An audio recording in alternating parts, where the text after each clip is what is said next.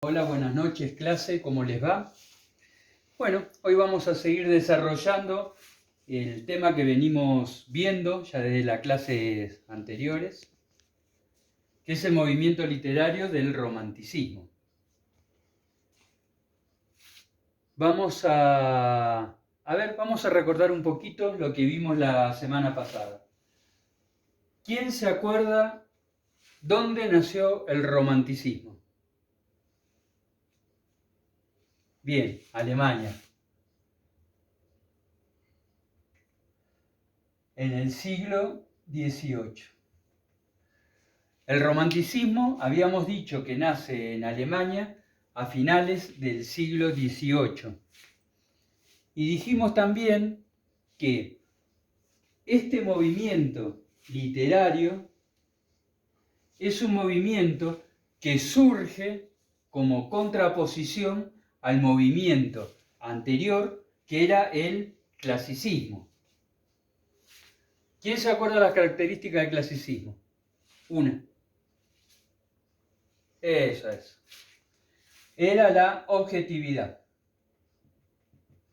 Ahora, cuando decimos la objetividad, estamos diciendo que las producciones que generó el clasicismo y el neoclasicismo eran producciones literarias, artísticas, arquitectónicas, de líneas puras, de líneas sin adornos, de líneas que son absolutamente claras, precisas, donde no interviene el sentimiento, donde sí interviene la objetividad.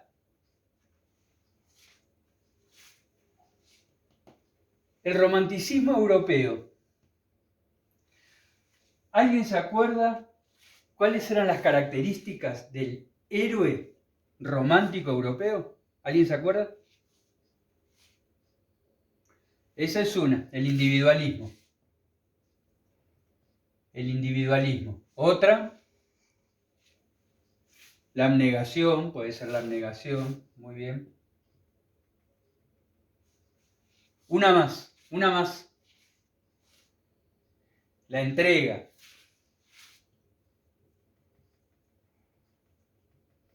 Y le podemos agregar el compromiso.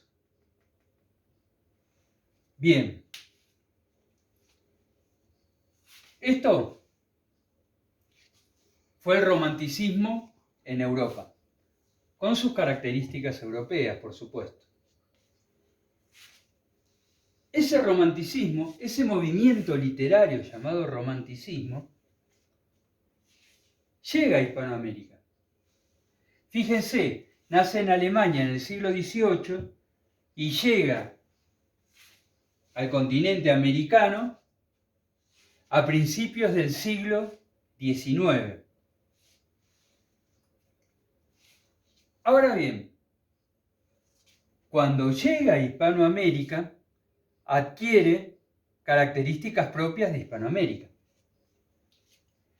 Conserva, por ejemplo, el individualismo, la abnegación, la entrega.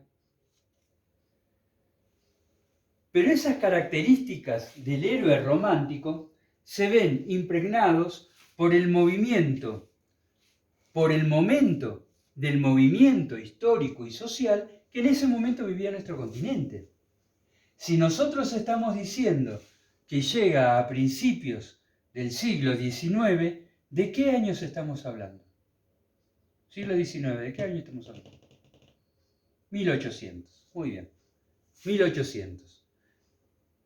En el siglo de 1800, especialmente la primera mitad de ese siglo, se dan todos los movimientos independentistas en América Latina. Con todo el movimiento político y social que eso implicaba. Ustedes piensen que el movimiento independentista lo que hizo fue movilizar, romper, disrumpir el orden colonial español. el orden colonial español que traía más de 5 siglos. Eso lo que genera es, a primera vista, un desorden, genera hechos nuevos, hechos hasta violentos. El romanticismo, movimiento literario, cuando llega a Hispanoamérica, se encuentra con esta realidad y se ve imbuido en esto.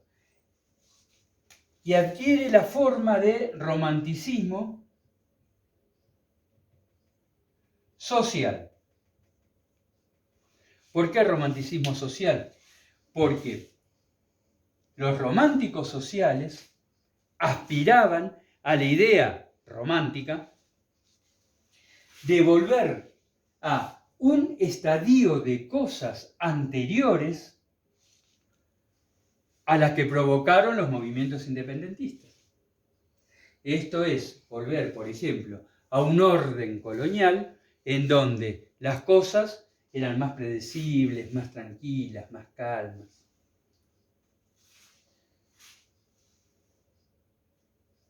Empezaron a exaltar todo lo que era el paisaje, esas grandes extensiones pampeanas, esas llanuras, esas selvas, las exaltaban como un ideal a alcanzar, como una realidad idealizada.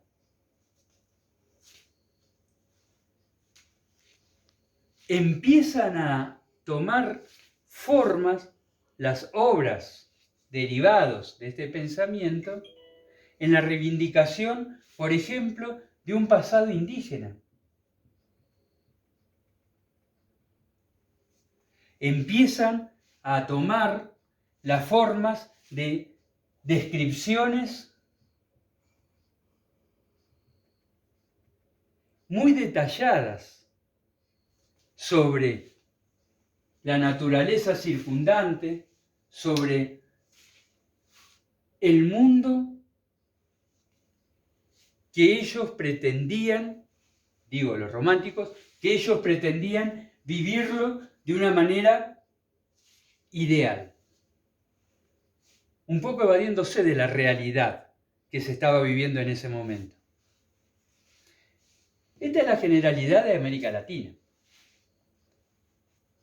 Como no podía ser de otra manera, nosotros no seguimos con esa generalidad. El Río de la Plata tomó características propias.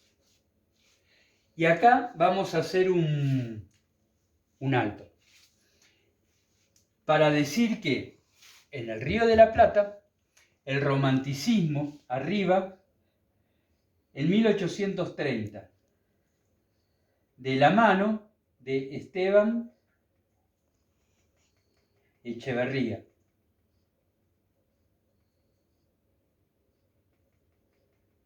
Retengan este nombre porque lo vamos a ver bastante en las próximas clases.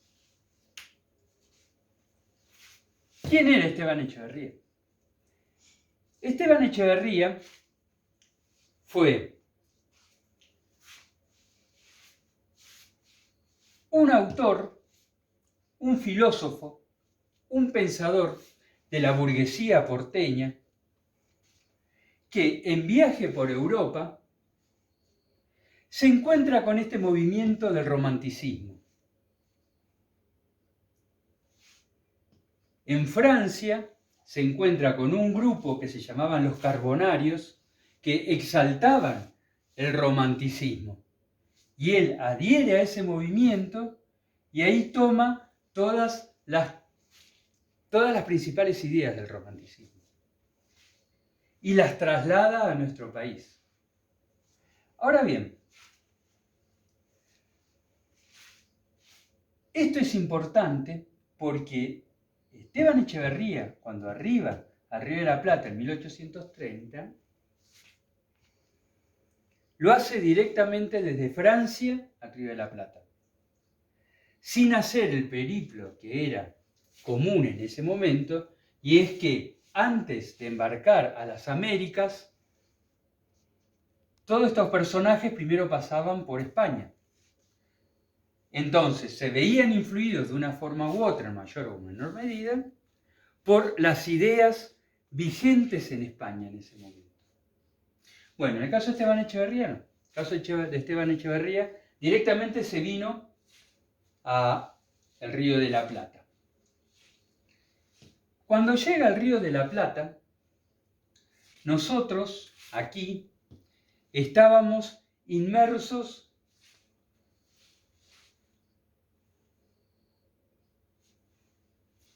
en una, no quiero decir en una guerra fratricida, porque las guerras civiles ya habían acontecido y habían terminado en 1829, habían terminado. Pero sí, esas guerras fratricidas habían dejado dos bandos enfrentados. Y esos bandos, ustedes ya los vieron en historia, eran los unitarios y los federales. Los unitarios y los federales se disputaban el poder porque cada uno de ellos tenían una idea de país diferente, en donde, por un lado, primaban los intereses de Buenos Aires y por el otro lado, primaban los intereses del resto de las provincias. Este enfrentamiento hacía imposible que podamos consolidar una estructura de gobierno, una estructura política, administrativa y de gobierno que pudiese derivar en un Estado único que pueda amalgamar la diferencia de todo nuestro territorio. El enfrentamiento era feroz entre unitarios y federales. De hecho, cuando llega Esteban Echeverría en 1830, quienes estaban gobernando eran los federales. Estamos hablando de la segunda presidencia de Rosas, el segundo mandato, mejor dicho, de Rosas. Segundo mandato que estaba caracterizado por la suma del poder público, estaba asignado por la creación de la mazorca, estaba asignado por el silenciamiento de los opositores. En ese contexto llega Esteban Echeverría.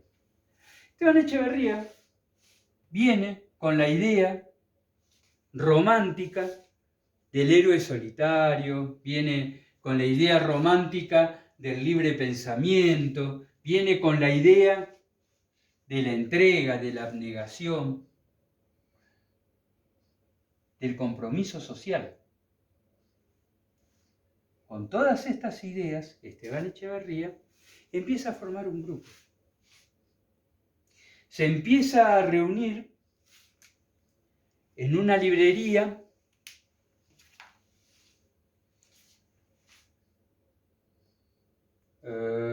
tenía por acá en una...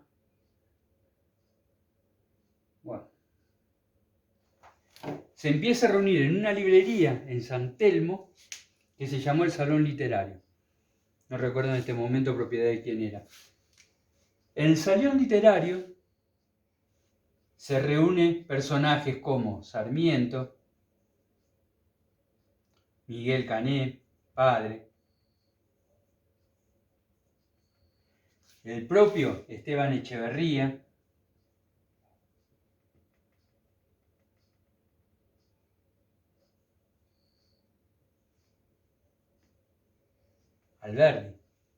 Alberdi que fue quien termina generando una obra como bases y punto de partida para la reorganización nacional. Cuando Esteban Echeverría se empieza a reunir en el Salón Literario, estos jóvenes, eran todos jóvenes intelectuales de la burguesía rioplatense. La mayoría de ellos exalumnos del Colegio Nacional Buenos Aires, creado por Bernardino Rivadavia, lugar a donde solamente iban las élites más pudientes. Todos estos jóvenes venían preocupados por esto que dijimos antes, que los enfrentamientos entre unitarios y federales estaban impidiendo la consolidación de una estructura político-administrativa que nos pudiese dar un estilo de gobierno liberal al estilo de los países europeos. Porque eso es lo que el romanticismo, o por lo menos los románticos nucleados en este salón, tenían en mente.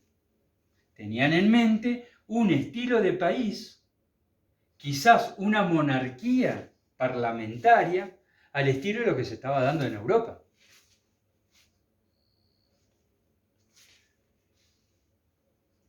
En el año 1837,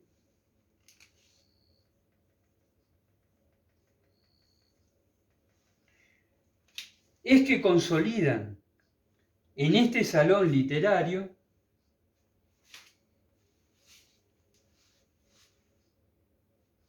un grupo clandestino que se llamó Independencia Argentina.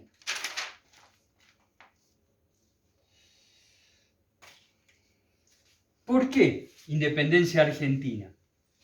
Bueno, entre las cosas que sustentaban este grupo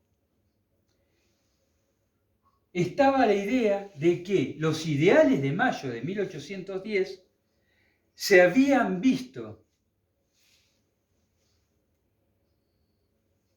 terminados, se habían visto eliminados, se habían visto traicionados en el periodo de las guerras civiles. Las guerras civiles, recordemos que fue desde 1816, cuando se declara la independencia, a 1829, cuando Rosas es convocado para restaurar el orden. Por eso es que tiene la suma de poder público. Pero ese es otro tema. Esta gente, reunidos en el salón literario, empieza a decir que ellos reivindican el espíritu de Mayo. Ellos van a volver otra vez con el espíritu de Mayo, instaurando una idea de pensamiento que consolide una identidad nacional más allá de unitarios y federales. Es decir, que iba a ser una síntesis entre el enfrentamiento de unitarios y federales. De hecho, en un momento ellos dicen que adhieren a la idea de unidad de los unitarios, pero también creen en el sistema de gobierno federal como se estaba aplicando en Estados Unidos.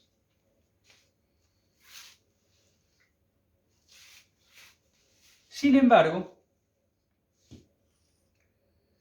guiados por el compromiso social, guiados por la libertad de pensamiento individual, guiados por la generación de panfletos, escritos, declaraciones públicas contrarias al estilo de gobierno de Rosas en ese momento, poco a poco los empieza a colocar del lado de los unitarios.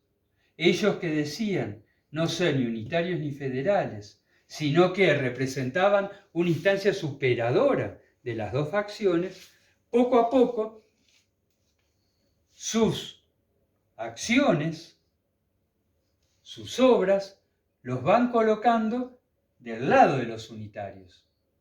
Pero también el gobierno rosista, al percibir un núcleo opositor allí, también los empieza a colocar en ese lugar.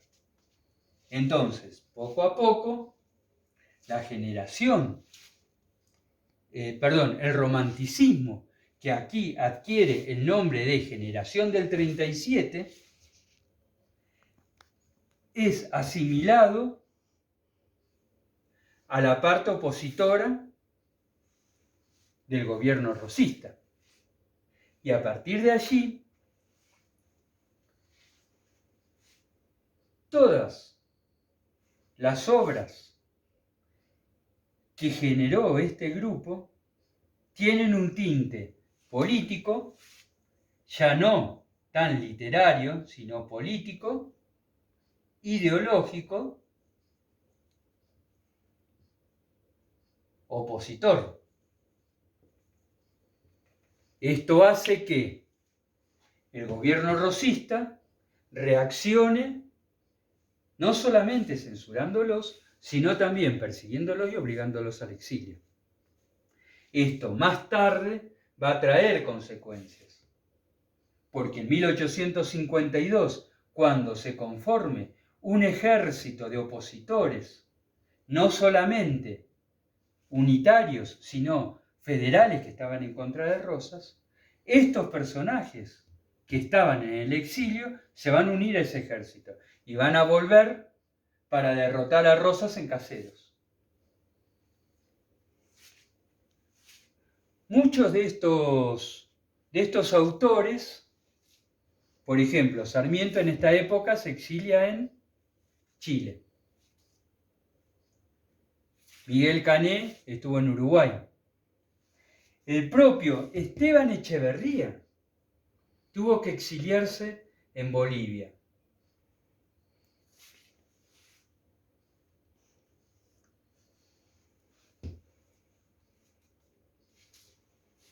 Ahora bien, yo les pregunto a ustedes, este movimiento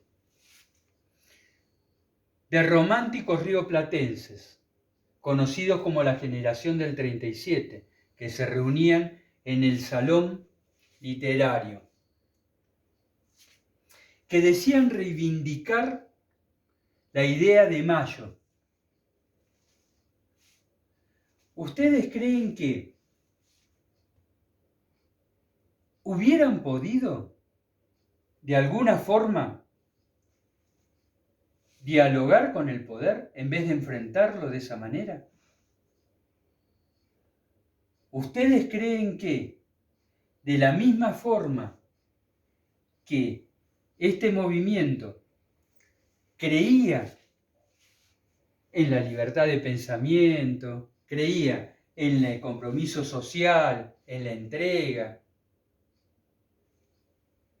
¿ustedes no creen que hubieran podido intentar un acercamiento al gobierno de Rosas, respetando justamente la libertad de pensamiento, la entrega de la otra facción?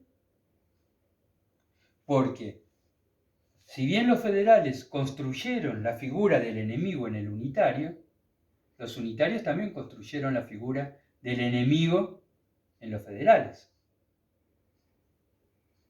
Porque si nosotros nos fijamos, acá lo que tenemos y que queda plasmado en las obras representativas de este periodo, que es el Matadero y Facundo, ahora lo voy a anotar, Facundo de Sarmiento y el Matadero de Esteban Echeverría. Lo que queda acá plasmado es que la mirada que tienen los unitarios hacia los federales es una mirada distorsionada y exagerada. Porque cuando ustedes lean El Matadero, van a ver que es una ficción. ¿Y qué es una ficción? Es un relato que no es real, pero que está subjetivado, que está adornado con las ideas del autor. Y estas ideas del autor colocan a los federales en un lugar de barbarie, en un lugar de atraso, en un lugar casi de salvajismo.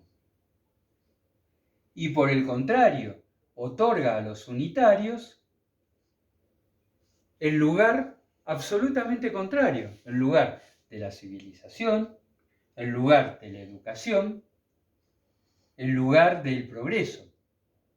Porque en definitiva, señores, es eso. Lo que los románticos rioplatenses tienen en mente es la idea de progreso conforme el modelo europeo de progreso. Como la idea que sustentaba el federalismo rosista era reivindicar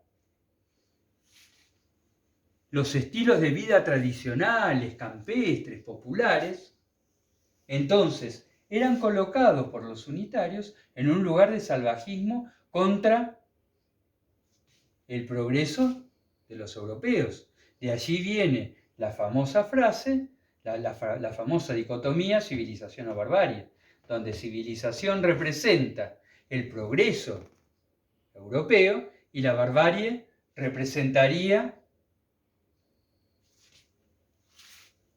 nuestros valores tradicionales. Pero a esa dicotomía también ellos se enfrentaron otras que no son tan conocidas. Por ejemplo, el de ciudad-campaña o ciudad-campo, donde el valor era la ciudad y el disvalor era el campo. O colonia-nación, donde la colonia era el disvalor y la nación, pero la nación al modelo europeo o norteamericano, era el valor. Entonces, rebobinando.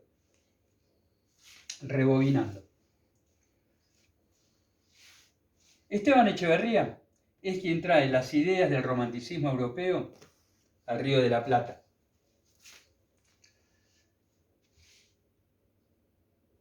Se transforma en un movimiento político, filosófico y cultural.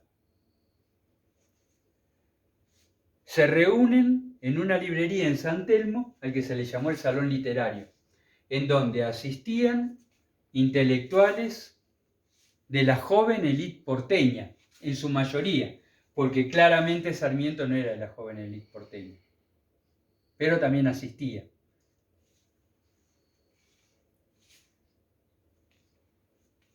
Se presentan en un principio como continuadores ideológicos de lo que ellos interpretaron que era la Revolución de Mayo, a los cuales decían que se había interrumpido esa corriente ideológica en el periodo conocido como el de anarquía, que fue la Guerra Civil.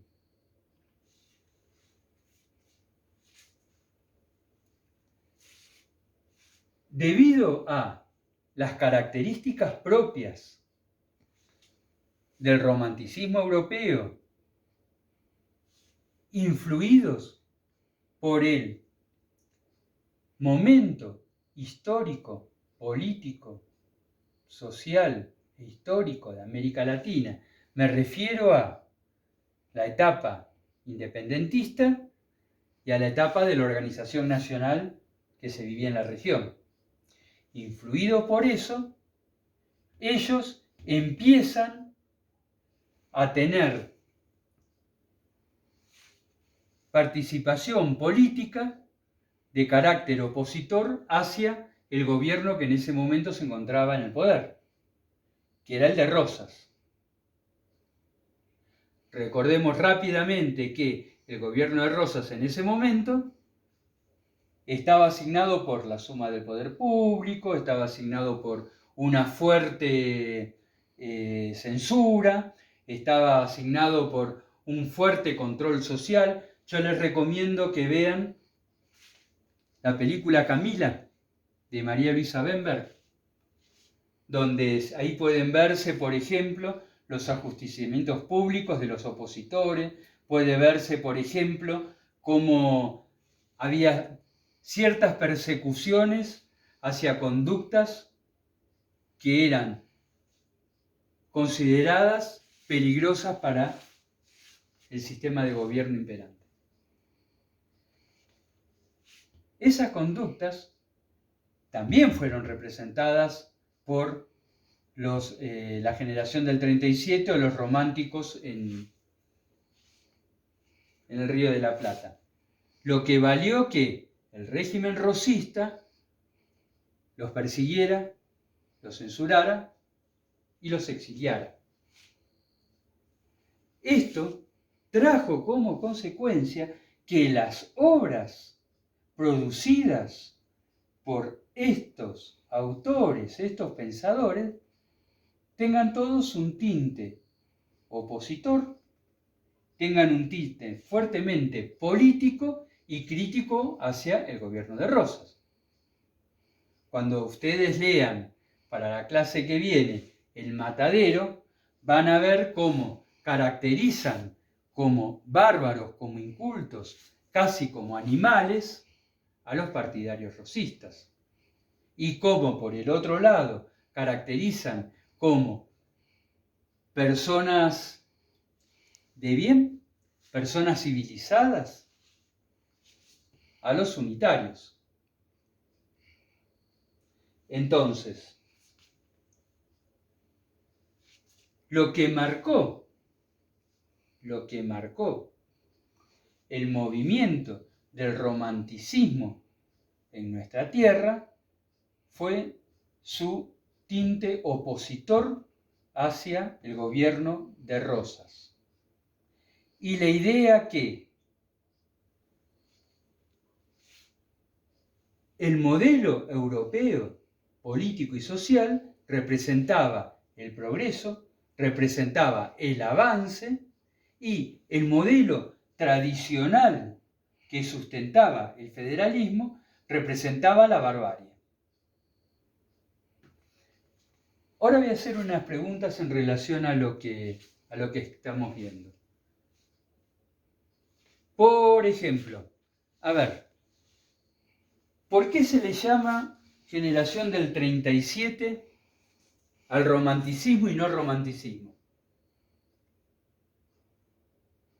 Bien, se conoce como generación del 37 porque en el año 1837 es cuando empiezan a tener una aparición, un accionar público, este grupo reunido en el salón literario.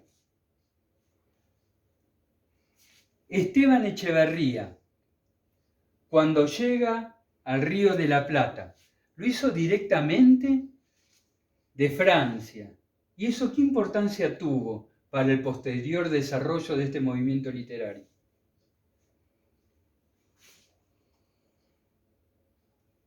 No. Lo que tuvo de importancia es que las ideas del romanticismo no se vieron contaminadas por las ideas de moda en la península ibérica. Vino directamente con las ideas de Francia a la Argentina. Una última pregunta. A ver. Romanticismo social. ¿Por qué se le llama romanticismo social?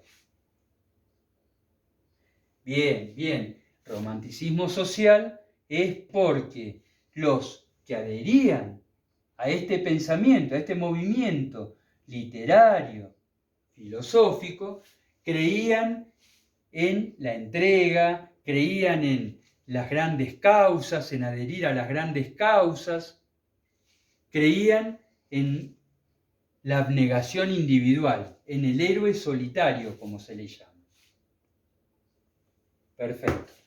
Bien, para la clase que viene, ya les subí al Drive un fragmento del Matadero. El Matadero es la obra capital de Esteban Echeverría y es la más importante del romanticismo en el Río de la Plata. ¿Por qué? Muchos dicen que es el Facundo de Sarmiento. Y el Facundo de Sarmiento es muy leído y es muy, es muy ilustrativo en cuanto a las ideas de lo que después va a ser el positivismo. Pero El Matadero de Esteban Echeverría no solamente es una pieza donde uno puede ver la descripción que hacen del paisaje, la descripción que hace de las conductas de los unitarios, de los federales, sino también que es tan crudo lo que describe que va a ser el puntapié inicial para el próximo movimiento literario que vamos a estudiar, que es el realismo crudo. Les agradezco mucho por haber estado. Cualquier pregunta que tengamos, por favor me la mandan por WhatsApp.